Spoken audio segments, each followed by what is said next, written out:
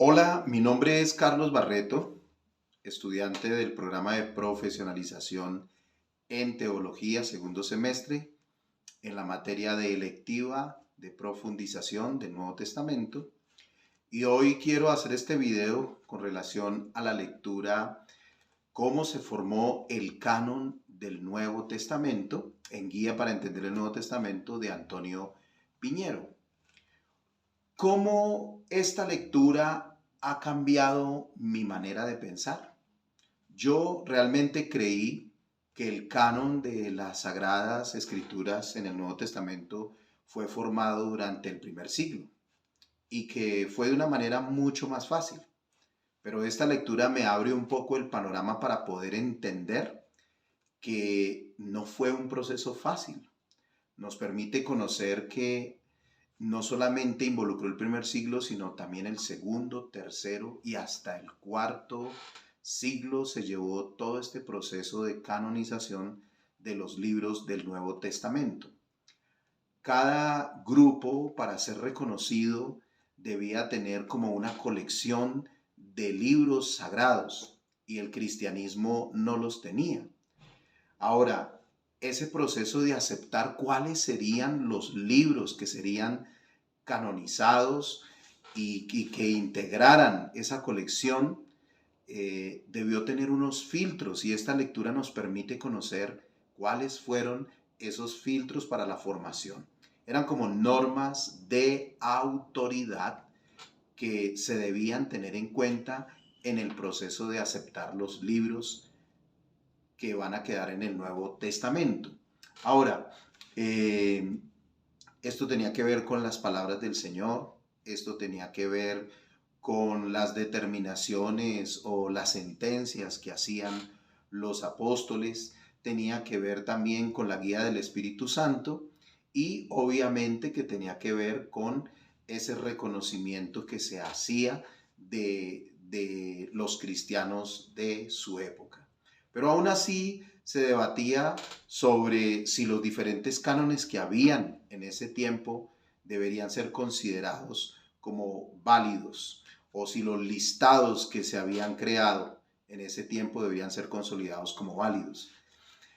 Realmente esta lectura nos permite ver cómo fueron tomando la dirección correcta hasta llegar a lo que hoy nosotros tenemos como el Nuevo Testamento. ¿Qué aporte hace esta lectura a la teología? En primer lugar, yo creo que esta lectura aporta a la teología todo el conocimiento respecto de cómo se formó nuestro Nuevo Testamento. En segundo lugar, se abre un panorama para comprender esos diferentes filtros que existieron para la escogencia de lo que serían los libros sagrados para el cristianismo.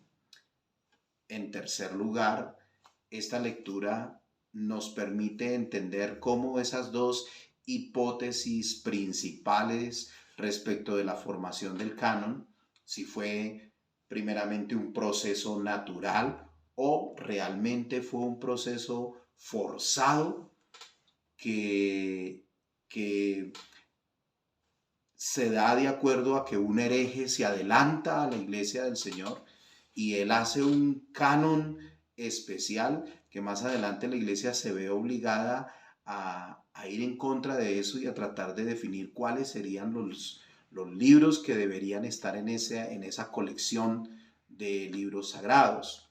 En cuarto lugar, esta lectura pone de manifiesto cuáles fueron esos criterios que se tuvieron en cuenta para aceptar la canonicidad de un libro.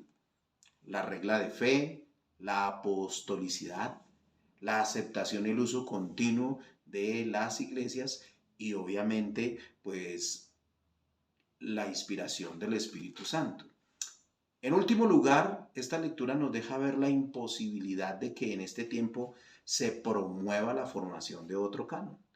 La teología puede tener la completa seguridad de que no en este tiempo se va a desarrollar otro canon, que otra persona va a decidir que vamos a debatir cuáles son los libros canónicos y cuáles no, y empezar a quitar libros de la Biblia.